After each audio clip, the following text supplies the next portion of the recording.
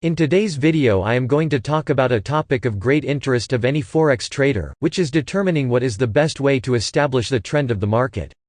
This is an important part of any market analysis because it serves as a bias to filter out the low probability trading signals that go against the trend. Remember that trading against the trend is possible, but it's not advisable because it is a dangerous idea. Trying to catch trades that go against the trend is like trying to catch a falling knife. You can do it, but the chances of getting hurt are very high. Notice also that, most of the time, we tend to look for the place where the trend will reverse, and we tend to gloss over the moments where price gives us a chance to continue in the current trend. This unfortunate bias represents a huge opportunity cost. It is almost like the market catches our attention to the hypothetically imminent reversal while it silently shows an opportunity to continue in the trend.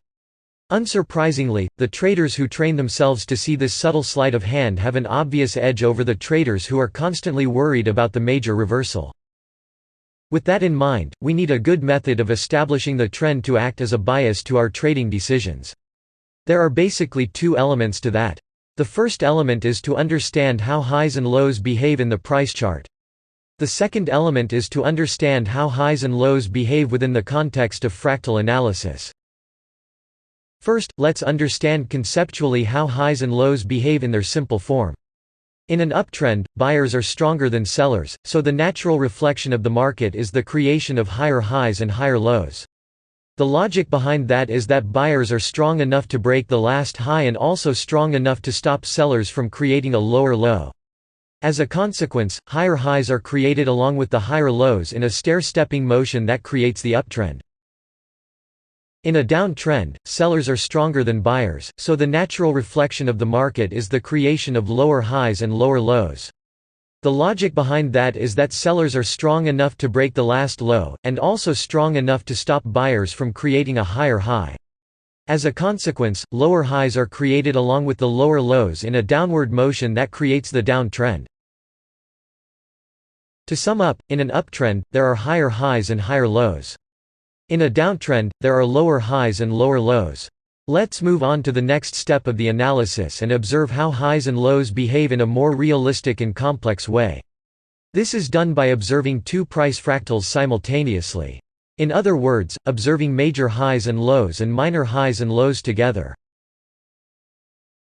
Let's carefully observe how the market develops, paying close attention to how both flows interact with each other.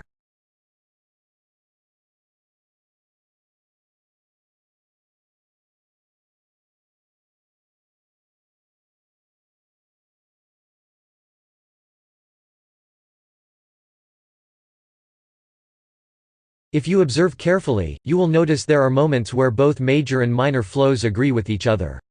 In other words, both major and minor flows are creating higher highs and higher lows. There are also moments where the larger flow marked in black is in contradiction with the minor flow marked in red. This is one of the reasons why trading against the overall trend is not a good idea, because a sell trade idea would run directly into stronger buyers. That's all well and good, but we need a way to trade in the major reversal points or in the minor continuation points. That's what every trader wants to know, and there are many different ways of answering this question. First of all, there are many things that can happen in the extremes of price because these are areas of great interest. In price extremes, we are likely to see manipulative moves employed by the market whales, fractal bars, momentum asymmetries, conflicting supply and demand zones, Fibonacci clusters, dynamic support and resistance collisions, frequency lines, and so on. The possibilities are endless, and every one of these techniques can form a strategy around them. The main point I want to tell you in this video is that you should wait at least for 2 market fractals to form your trend bias. You can go deeper than that and use 3 or maybe 4 fractals. If you study these things carefully, you will notice that price behaves in an orderly manner, and when the correct opportunities arise, the entire trading context agrees with perfection. Then, and only then, a trading opportunity can be taken with safety. Our current strategy for sale in the strategy store covers the fractal bar and the momentum asymmetries that can happen in major and minor price extremes. If you have interest in learning about these advanced techniques, don't forget to check it out.